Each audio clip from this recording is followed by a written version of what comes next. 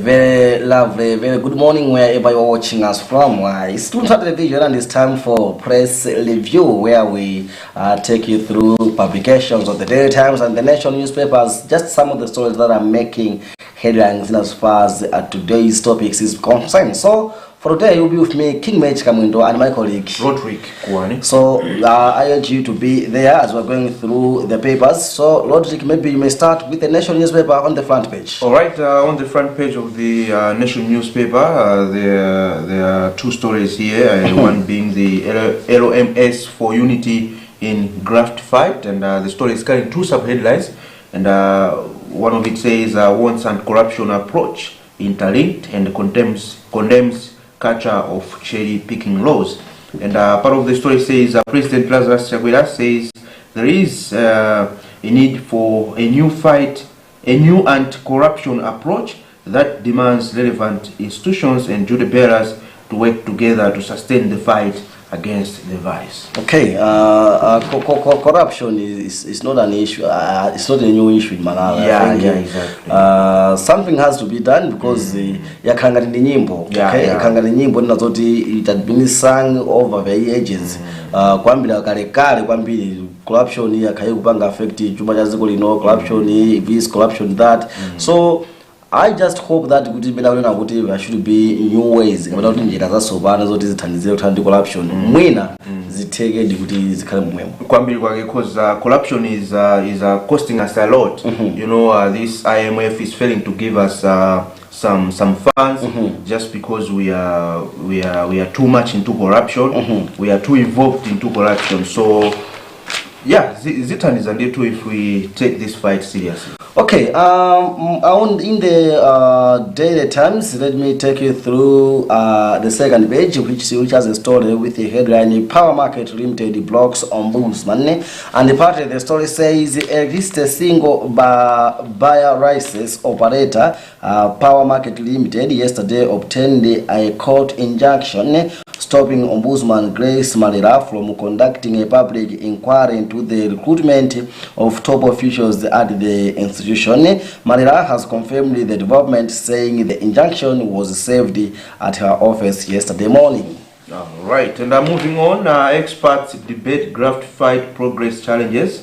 That's a related story, and part of it says while the country is making efforts in fighting corruption, more needs to be done if the fight against the vice is to succeed, experts have said. They expressed the sentiments yesterday in Brada during a panel discussion held on the first day of the two-day National Anti-Corruption Conference taking place in Blanta. There is this conference that is taking place in Blanta. They are calling it National Anti-Corruption Conference. I think it has started yesterday and it is ending today, and we are hoping kuti kumene goko kutuluka ku mfundo schools za upya zimene zingathandizire kuti corruption itesedwe mudziko lathu.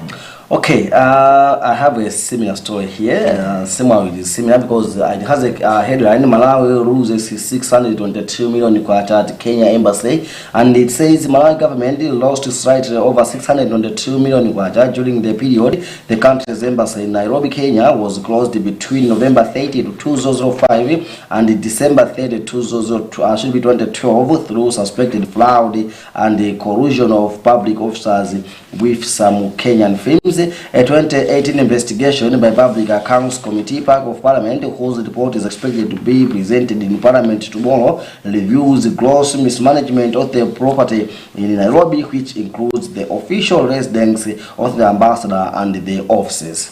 I think as of today, you can see starting from the front page up to, and this is the third page of the Daily Times, and I'm here on the fourth page. There is another story related to corruption. It says U.S. envoy wants more focus on graft.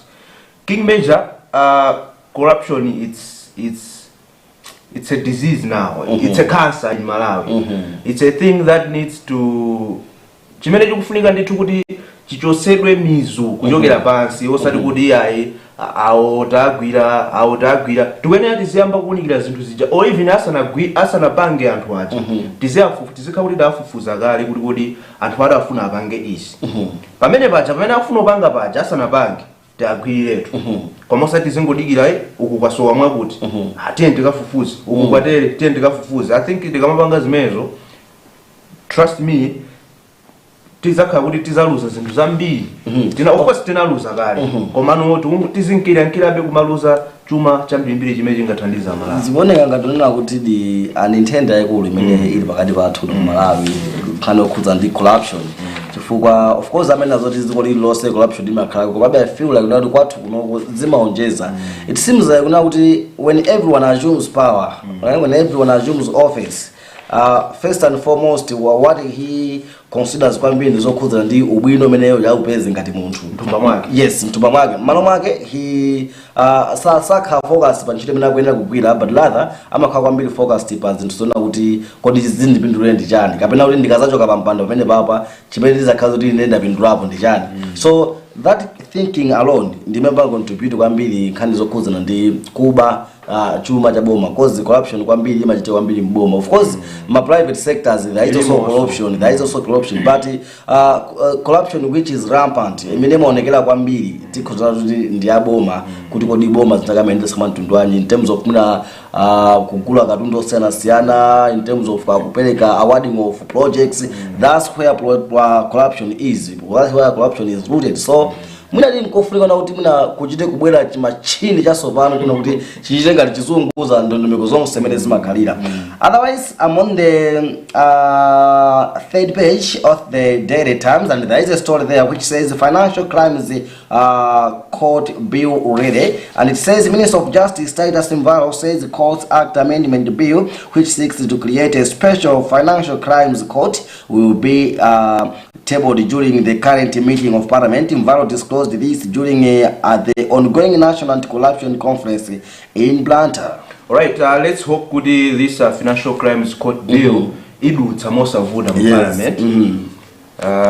Ikadutsa sitingufuna kuti tingoyona itangodutsa ikadutsa ikagwireso ntchito yake, because ife Malawi we are good at formulating or kupanga kukhazikitsa zinthu zabwino komano kuti tizigwise ntchito zinthu zija kapena kuti tizimalize. That is the problem. Okay, you have another story? Yeah, US envoy wants more focus on graft, and part of the story says United States Ambassador Dave Young has called for seriousness in the fight against corruption, saying the vice perpetuates poverty. Speaking on behalf of other heads of foreign missions in the country yesterday in Luntha National Anti-Corruption Conference, he said corruption also keeps our private sector investment that helps developing economies grow and thrive. Okay, now turning to business pages, World Bank's mega support solar plant, and it says the multilateral investment guarantee agency MEGA of the World Bank has issued guarantees of should be $24 million, about 24.72 billion Malawi kwacha to JCM Glomot UK Limited. The money is for equity and shareholder loan investments into Glomot JCM Solar Corporation Limited for the development, construction and operation of a new 20 megawatt solar photovoltaic plant. Alright, and in the business news from the Nation newspaper, GDP growth fails. We have some minerals that are available in our country. Simply because antamina mapanga mamining amene aja wana makhazi mina alibo kadaulo weniweni komanso they don't know kuti kodi akapanga njira zenizeni zabwino kuti apindule nazo zabwino akwanisa kutenga kandi gold kandi aluminium kandi chani koma kuti njira zabwino zozene kuti akuzopindula nazo ndiziti. So Minister of mining aonera kuna kuti afuna alembe ma officers ma district monse amene azigwira ntchito ngati ma watchdogs chomwe azipanga azikhangati kuti aziona kuti kodi zokhudza ndi mining zikuyenda manto ndikhulu kuti mina zikhoza kupindulira dziko la Malawi just because we know kuti some areas ngati kukalonga kaya kuti we have some gold mining mangochi. Yes, we have some areas mina yonziko la Malawi khoza kupindula, and zimonera ngati ndi zochepa mmene wanenera kuti mwina anthu amagwa mphayi kuti mwina tima deposits ntochepa koma tochepa lomwetu kuti tisonkhanitse pamodzi tikuzopeza abeke nakake kuzotithandiza and you can see kuti anthu amene apanga illegal mining osuti sakupindula akupindula benefiting. So what if the Ministry of Mining, of course abanya kuti afuna alembe ntchito ma mining officers koma zimene ndizochepa chabe akuyenera apeze kuti investor wabwino oti agwire naye ntchito kuti ifeyo kandi golide kandi ndi bauxite kandi coal tizizipanga extract ndithu zizikhala m'manja mwathu ndipo tizizigulisa moyenerera kuti tumazija tizithandizira dziko la Malawi osati izi zomangoti yayo ukwantha kumba gold ukwantha kutele and anamba kalekale this issue has been there for so long komano ikusoyera ndi seriousness kwambiri kuyambira ku Ministry of Mining even up to kuboma kwenikweni kumene akusowa serious pankhani imene. All right. Okay, moving on, our ministry moves to meet 1,000 megawatts power target, and part of the story says Minister of Energy Ibrahim Madola says the country will generate 1,000 megawatts of power by 2025 due to reforms which have opened up opportunities for independent power producers. Nkhani imeneyo ndi nkhani nina kuti ikhoza kukhala yabwino ngati zitakhala kuti ndi zatero because right now we are experiencing too much load shedding. Too much blackouts. Ndikhupa nina kuti be nditakhala kuti vuto limene lakonzedwa bwino kuti mina kuti kambira matola na kuti like something like 1,000 megawatts. Yeah, 1,000 megawatts. Yes, at least mina ikhoza kuthandizirako komanso ndiyo chepa chabe koma at least ibwe mwina pang'ono kokha ikhoza kupindulira kwa Malawi because right now ingakhale ma business amadalira magesi. We see people who rely on welding panobazi zinaima zinasoonekera. All right, I have some international stories. Let me take you through this one first, which says Russia foreign minister visit Congo Brazzaville in Q1, and it says Russia's top diplomat Sergei Lavrov is in Congo Brazzaville as part of efforts by Moscow to enforce relations in Africa amid Western backlash over the invasion of Ukraine.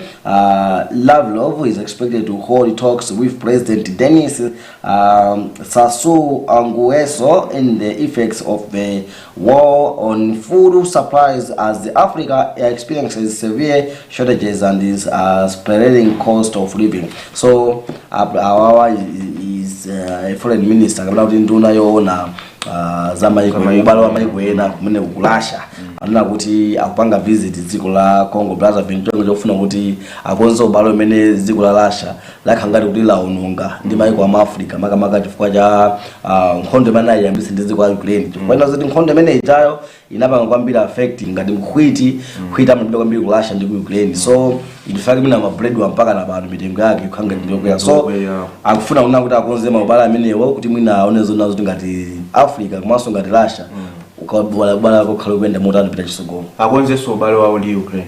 Yes, chifukwa chimene chonde chofunikira kwambiri chifukwa ife lungovutikira mbuyo koma chimene chikuti bangisa kuti ife tivutike kusonekera kwa ubale wawo ndi Ukraine so atakonza ubale wawo I think ndori nkhondo ijaita ndori feso kuno silivutika. Yeah, sure. All right, on the international scene from the Nation newspaper, Kenyan police raid office linked to deputy president, and part of the story says Kenyan police yesterday raided an office linked to that country's deputy president William Ruto, who is one of the leading candidates in the forthcoming presidential election. BBC reported that the police seized two computers and 2 servers during the raid. Okay, quickly, let's go to the very maybe before we move on to sports, let's take some few and culture stories, and I have this one here which says Nkaneni surfaces, and it says musician Nkaneni Nkakeni Kaunda, famous for the romantic track Lydia Gero, is back with a new album titled Ndagwatira Lonado that he plans to launch in November this year. The Blantyre-based musician, who is a brother to celebrated musician and legislator Billy Kaunda, admitted that he has been inactive. All right, so you know, this Kaken Kaunda, right? Yeah. The one who sang lead again.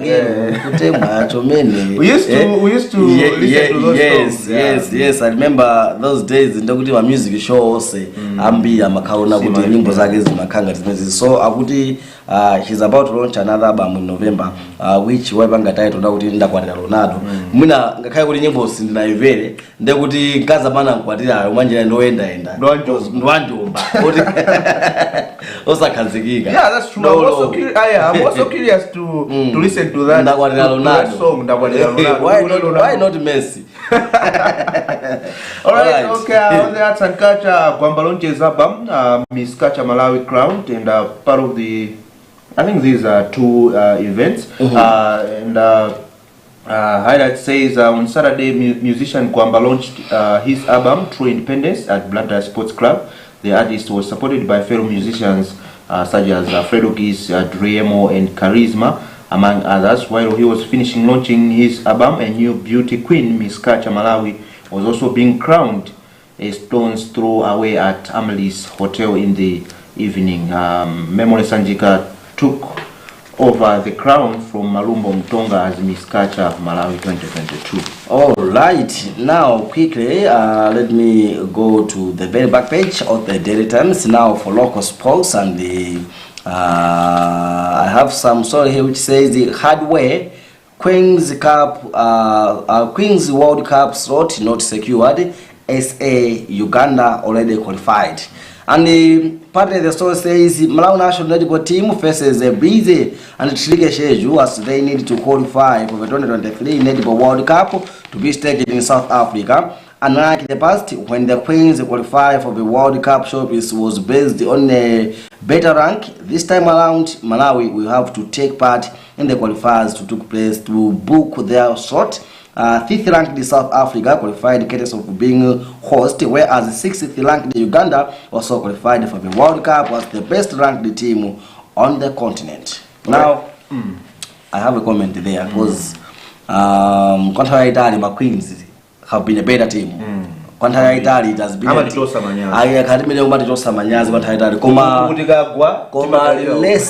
recently the team menaka kumudisa kwambiri tofauti kuti I remember we had some test series pakati hapo amekutamenya ku South Africa and you could see now the Malawi magunja kwambiri even anamu sama mafuna they were not ready to release the results.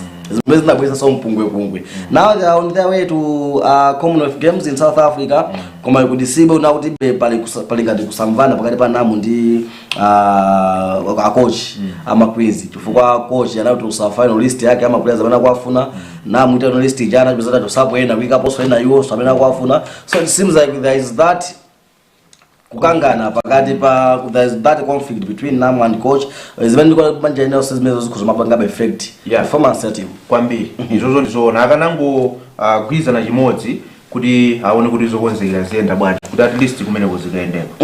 Yeah, okay. On the back page of the Nation newspaper, Farm closes fingers on Chan funding, needs 627 million kwacha for qualifiers. And part of the story says Football Association of Malawi Farm is keeping its fingers crossed that the Ministry of Youth and Sports will provide about 627 million kwacha for African Nations Championship Chan qualifiers. Okay. Yeah. Let me take the second one, which says in top daft thumbs up rig tough, and it says former TNM Super League